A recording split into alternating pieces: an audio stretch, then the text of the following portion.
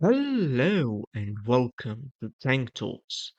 The goal of this series is to give you a rundown of each tank's history in around 10 minutes or so. Important thing to note is that there will be longer and shorter videos, so that was the heads up. Now, with that part out of the way, I will start off the series the second time with the story of the first ever French tank, the Schneider CA, also known as the mobile crematorium. Yeah, I've no idea why I've never heard of this tank before. To start off with, Schneider CA, the CA in the name stands for this. It means assault chariot, or more precisely, it meant assault chariot as it is now more commonly used as a term for the assault tank in French. And the main word for tank has become char. And the more you know. With this out of the way, let's get into the story of this tank. The first battles French military fought against the German army in 1914 were a shock to them. The losses of those first months amounted to around 300,000 soldiers, and it led to a lot of changes within the French military. Besides the change of uniforms and tactics, the French started to look towards further developing their own military, and it led them down the path that will end with them creating their own tanks. The French tank development started around the same time as the British one. Seeing how bloody the war they found themselves in truly was, just like the British before them, the French started experimenting with specialized vehicles with a goal of preserving their manpower and breaking through the stalemate that had developed. There were some interesting designs, for example, the Boireau machine. I truly hope I pronounced that right.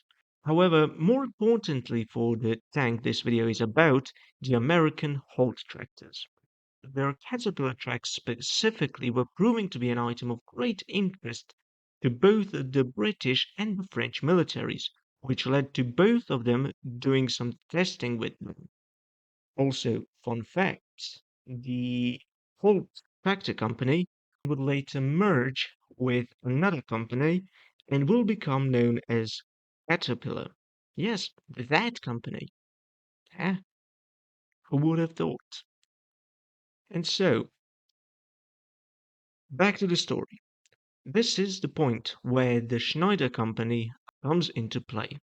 At the time, it was one of the largest civilian companies within France, and it was already producing heavy artillery tractors based on the American Holt tractors. They received a contract from the French military to produce an armored fighting vehicle for testing based on the Baby Holt chassis. And this prototype, which was essentially an armored tractor, was built and then tested at Soin. The Soin experiment took place on the 9th of December 1915, overseen by some French military officials, highest ranking among them being General Philippe Pétain. Most well known for his many military accomplishments during the First World War, and because he led the Vichy French government, the German puppet government during the Second World War. Essentially, he was a traitor and a collaborator in the Second World War. Now back to the topic at hand. Following this experiment, Schneider took the prototype and continued fiddling with it until it was finally finished.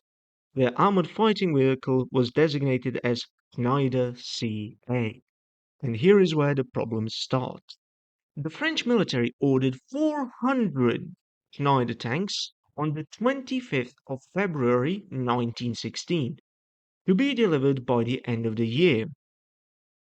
However, they were not. The French military planned to have the first 100 tanks built by the 25th of August and the last of the planned 400 by the 25th of November.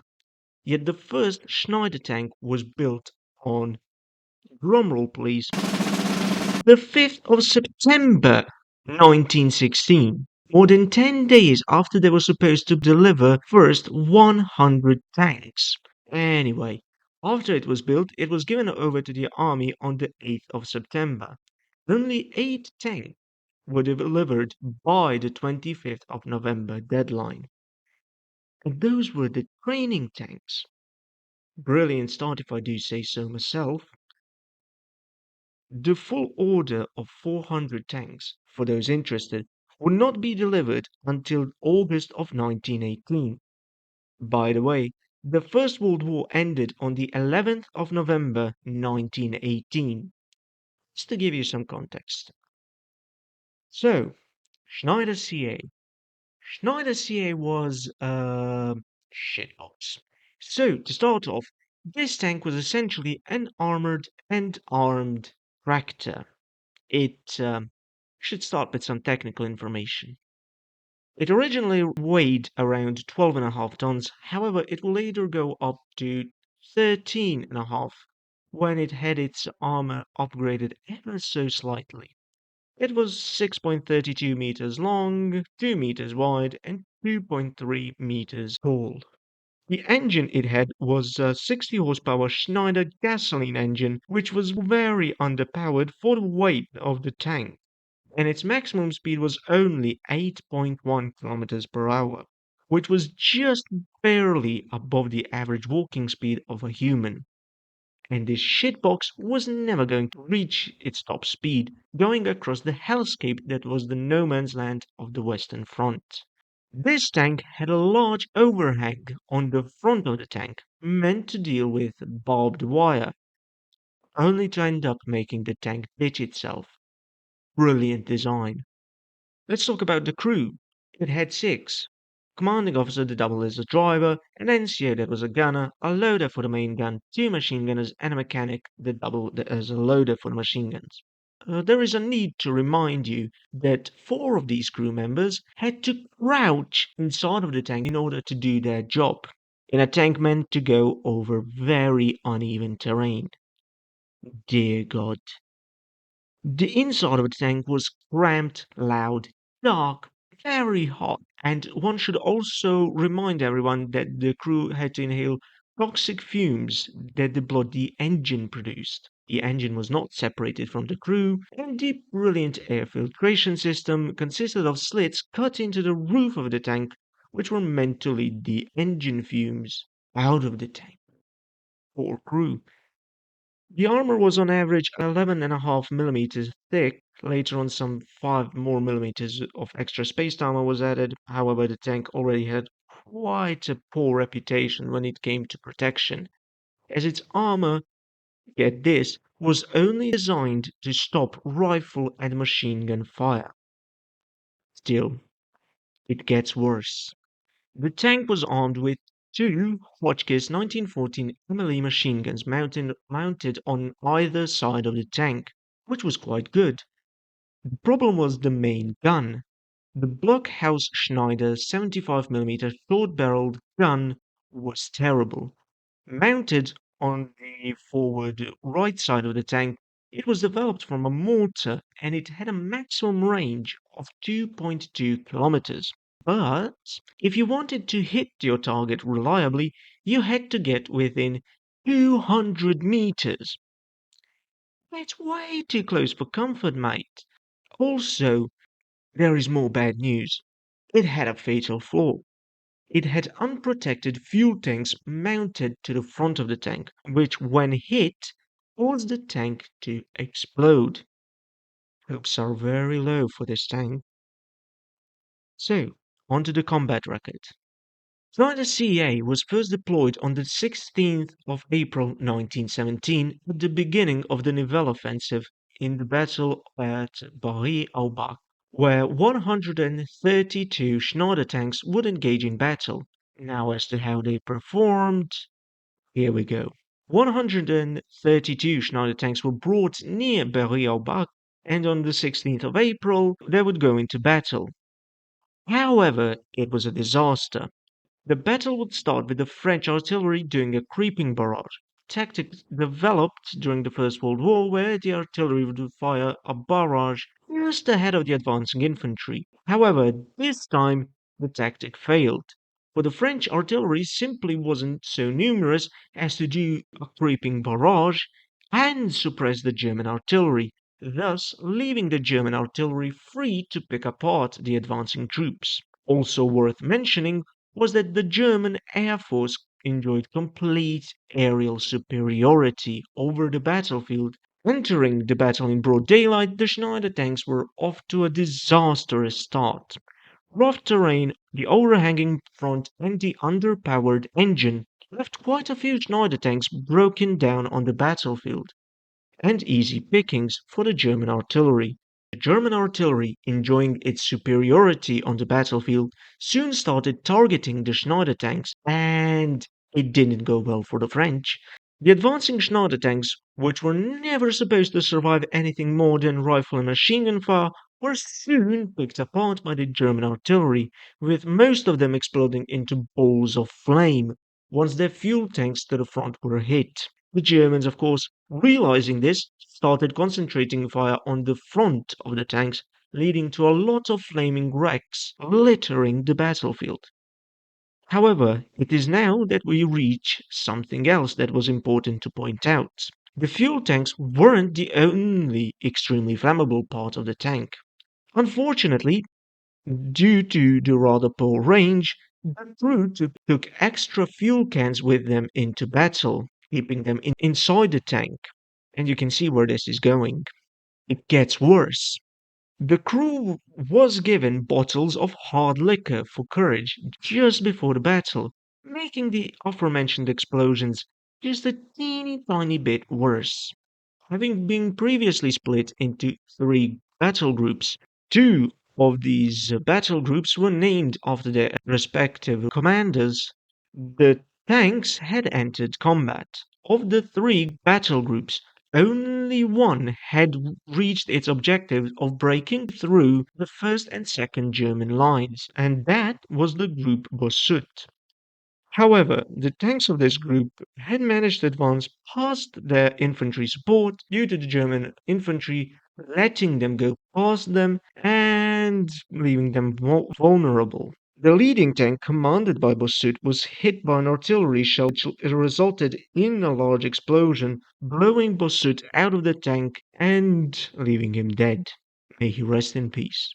The surviving tanks of this group had reached a shallow valley close to the third line, and there they waited for the infantry, never stopping in one place to avoid getting hit by artillery.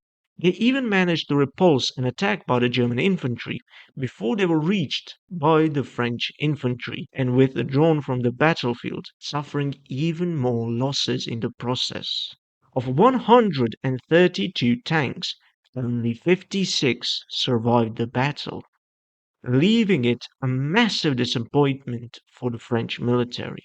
However, the combat record of this tank would improve after this battle. They had participated in a few more minor battles in 1917, never again concentrated in numbers as large as these. However, this would change in 1918.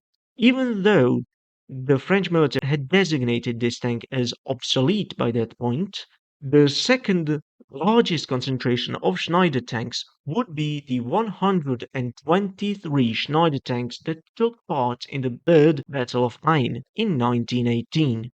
In these battles, the tank had proven itself to be fairly useful, even if it had a tendency to break down a lot and to ditch itself, leading to it and the Saint Chamond being phased out in favor of the Renault 17, better known as the FT-17. With the end of the First World War, it saw the end of its service within the French military. However, its story doesn't end there. One Schneider tank had been purchased by the Italian army along with three Renault 17s, and they would go on to form the first ever Italian tank unit. However, would be replaced in the November of 1918. Interestingly enough, after they were phased out, six was sold to Spain, along with some Renault 17s, as Spain had found itself fighting a rebellion in the northern part of Morocco it had controlled. All six Schneider tanks Spain purchased had seen action in the so-called Rift War and would serve as mobile artillery for the most of it. On the 18th of March 1922, they would be the first ever tanks Spain would field in combat. They would even participate in the amphibious landings during this war, somehow. However, once it was finished, they would be split into two groups. Four would be stationed in Madrid and two in Zaragoza, and would serve as training vehicles. However, this was not to be their ultimate fate. Once the Spanish Civil War erupted in 1936, all six would be mobilized and would serve on the front lines. The four in Madrid fought for the Republicans, and the two in Zaragoza had fought for the Nationalists. However, none of these Schneider tanks would survive to see the end of the Spanish Civil War. Today, only one Schneider tank survives, and it is at the Museum of Armored Vehicles at Saumur in France. To summarize, this was the story of the Schneider CA, the first ever French tank. It was a terrible tank, yet not the worst tank ever produced during the First World War. Despite its numerous flaws, Schneider CA was the first ever French tank, thus giving it somewhat of an important place in the history book, even if it is more of a cautionary tale of what not to do when designing a tank. Now, I do believe that you will find that I had already made a video on this tank before. However, I was not satisfied with it, so I remade it. Next episode will feature the Saint Chamond, and I hope you enjoy it. There will also be a series of Tank Talks shorts, so please do check them out if you find that interesting. Thank you for watching, leave a like and subscribe, and see you all next time. Was that?